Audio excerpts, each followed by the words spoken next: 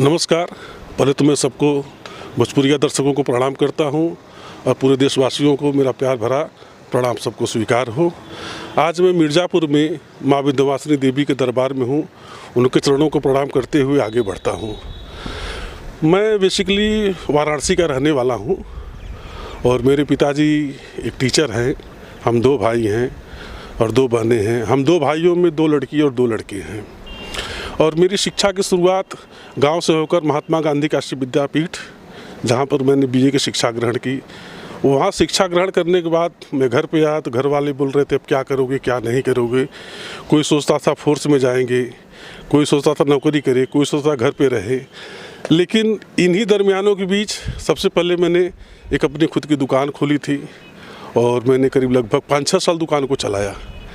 फिर उससे मेरा ये लगा कि यार मैं दुकान क्यों कर रहा हूँ, इस दुकान पे बैठे बैठे तो मेरी पूरी जीवनी निकल जाएगी। तो फिर मैं घर पे आया तो घर वालों से मैंने किसी से कुछ नहीं कहा, मैं सीधे मुंबई घूमने के लिए निकल गया। और जब वहाँ से घूम करके मैं आया घर पे दोबारा, फिर भी मेरा दिल नहीं लग रहा था। तो मैं अपने भाई को बोला कि भाई ऐसा है कि मैं फिल्म लाइन में जाना चाहता हूँ। तो उन्होंने मुझे एक बार भी मना नहीं किया, कुछ भी नहीं किया। और इस लाइन में अगर जाने का सबसे बड़ा श्रेय अगर किसी को जाता है तो मेरे बड़े भाई प्रभाकर मिश्रा को जाता है। उन्होंने मुझे कभी कोई तकलीफ़ नहीं दी, बोली तुम्हें जो कुछ भी करना है करो, मैं तुम्हारे लिए खड़ा हूँ। और आज जो मैं यहाँ तक पहुँचा हूँ कहीं ना कहीं उनका सबसे बड़ा योगदान है, इसलिए मैं अपने भाई को भी प्रणाम करता हूँ। पहले मैं मुंबई गया तो मुंबई घूमते टहलते मैंने पहुँचा फिल्मी स्टार स्टूडियो। वहाँ पर मेरी मुलाकात एक रमेश सिंह करके हैं, वो कांदीवली में रहते हैं, उनसे हुई। तो उनसे मेरी बातचीत हुई तो उन्होंने बोला यार बड़ी संघर्ष की लाइन है, ऐसे है वैसे है। मैंने कहा कुछ भी हो लेकिन मैं करूँगा। तो उन्होंने मुझे एक रास्ता दिखाया था, सिर्फ किसी एक बंदे से मिलाया था मुझे। फिर मैं 2 साल तक उसी चक्कर में टहलता रहा, घूमता रहा, सारी चीज़ें चलती रही। इसी दरमियान कई लोग मिले, कई लोग नहीं मिले, कुछ अच्छे बताए, कुछ बुरे बताए, जो भी था चलता रहा। लेकिन मेरा जिद था कि मैं करके ही रहूँगा। तो मैंने उसकी शुरुआत की और मेरी ज़िंदगी की सबसे पहली फिल्म जो थी वो था प्यार पहली नज़र का DVD फिल्म थी।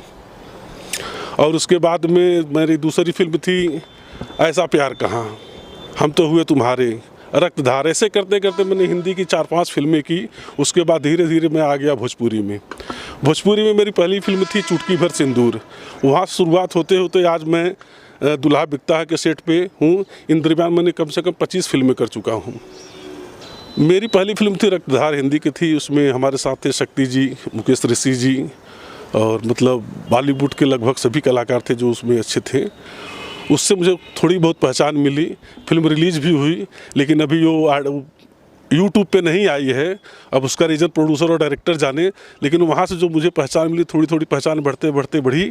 और आज मेरे पास हिंदी की और एक फिल्म है माफिया द अंडरवर्ल्ड, जो उसमें बहुत सारे स्टार कास्ट है। भोजपुरी की मेरी जो फिल्म थी जो मुझे पहचान थोड़ी बहुत दिला ही दी थी, उस पिक्चर का नाम था तोहरे बिना भी क्या जीना। उसके बाद मेरी भोजपुरी की जो फिल्म थी और पहचान दिलाई वो सबसे बड़ा चैंपियन रवि किशन जी के साथ, जिसके डायरेक्टर थे धीरज कुमार ठाकुर जी। और यही सब चल रहा है। वैसे मैंने सीरियल भी काफ़ी किए हैं, जैसे जय जय जय बजरंग बली, संकट मोचन हनुमान, आस्था एक अटूट विश्वास, बिग मैजिक, भस्य भगवान, सरस्वती, ये सब मैंने काफ़ी सीरियल किए हैं। टीवी सीरियल में कौन सा किरदार, कौन सा सीरियल का आपके लिए ज़्यादा महत्वपूर्ण रहा है या पब्लिक में नई पहचान दिलाई है? सीरियल में जो पब्लिक से नई पहचान मुझे मिली थी वो थी एक आस्था एक अटूट विश्वास, जिसमें नाम तो है आस्था एक अटूट विश्वास लेकिन वो किसी देवी देवताओं की फिल्म नहीं थी। वहाँ एक ज़मींदार थे जिनके छोटा भाई में बना था और गाँव वालों का ये विचार था कोई ऐसी देवी आएगी जो इस दुनिया में या इन अत्याचारियों से मुझे बचाएंगी। वो मुझे थोड़ी बहुत पहचान दिलाई थी। और रह गई बात तो मैंने 3 ऐड भी किया है। एक LIC का ऐड किया है, मैक्सल बैटरी का ऐड किया है और सुफले केक का भी ऐड किया अभी मैंने 1 साल पहले। देखिए जो मेरी आने वाली फिल्में हैं उनमें है कमांडो, कहानी किस्मत की, गुंडे, और फिल्में तो बहुत सारी है जो भी नाम नहीं मुझे याद आ रहा है।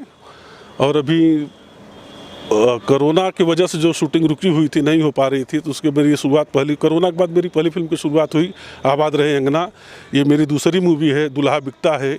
और तीसरी मूवी करने के लिए मैं नेपाल और चौथी मूवी करने के लिए मैं झारखंड जाने वाला हूँ। इसके पहले शूटिंग जो पूरी की थी उस फिल्म का नाम है आबाद रहे अंगना।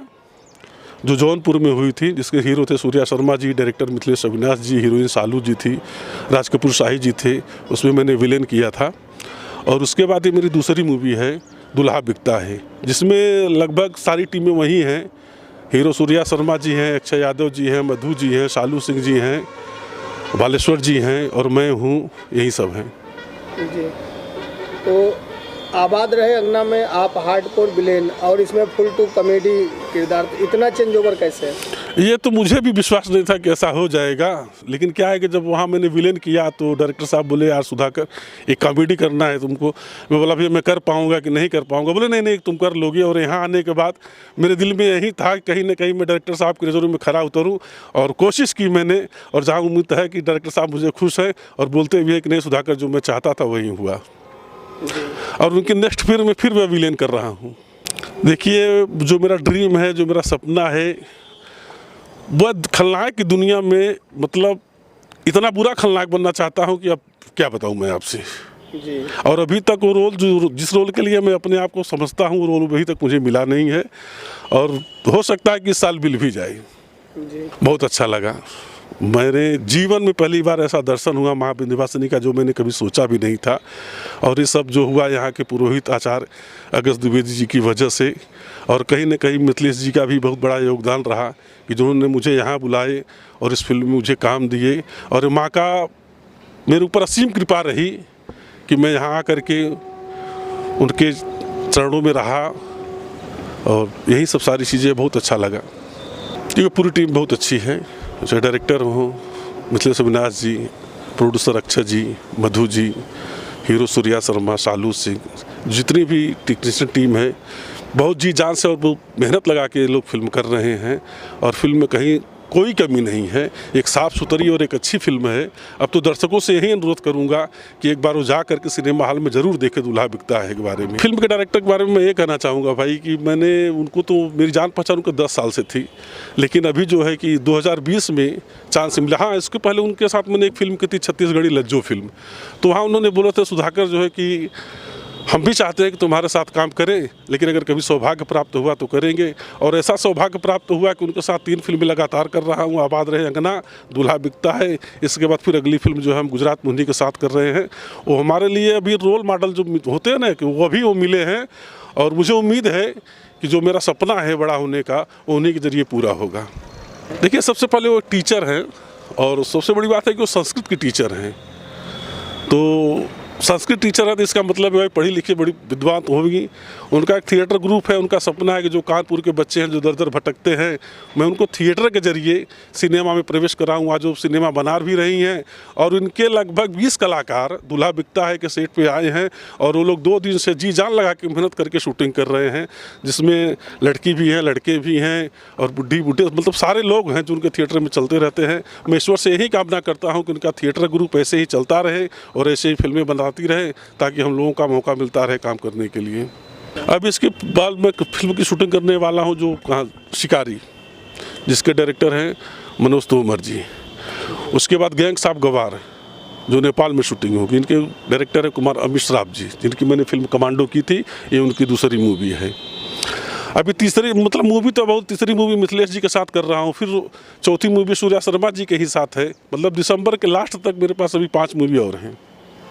फैन दर्शकों से यही कहना चाहूँगा भाई कि मेरा एक ही रिक्वेस्ट है आप लोगों से कि कम से कम आप लोग सिनेमा हॉल तक तो जाए। जब तक आप सिनेमा हॉल तक जाएंगे नहीं, तब तक हम लोग जो काम करते हैं उस सिनेमा में, कुछ भी करते हैं, वो कहीं ना कहीं हमारे दिल में रहता ही रहेगा कि मेरा जो एक्टिंग, मैंने जो कला किया, कितने लोग देख पाए, कितने लोग नहीं देख पाए। इसलिए दर्शकों से अनुरोध है, ये मेरा ये नहीं कहना है कि वो पिक्चर ही देखें, लेकिन जब उनको लगे कि एक मार्केट में अच्छी पिक्चर आई है, साफ़ सुथरी पिक्चर आई है, तो उस पिक्चर को जाकर देखना चाहिए। जैसे लोग पहले की पिक्चर देख करके समझते थे, सीखते थे, जैसे शोले हुआ, घर द्वार हुआ, मुगले आजम हुआ, तो उनसे एक सीख मिलती थी। वैसे ही अभी हम जो फिल्म किए हैं आबाद रहे अंगना, नेक्स्ट मूवी दुल्हा बिकता है, इसको देखने के बाद जितनी भी परिवेश है, जितनी भी भोजपुरी के बारे में लोग गंदी सोच, गंदे विचार रखते हैं, वो सब उनके दिल से और जेहन से निकल जाएगा। उनको लगेगा कि हाँ, अब जो है कि भोजपुरी की अच्छी फिल्में बननी शुरू हो गई है, और अच्छी फिल्में बनेगी।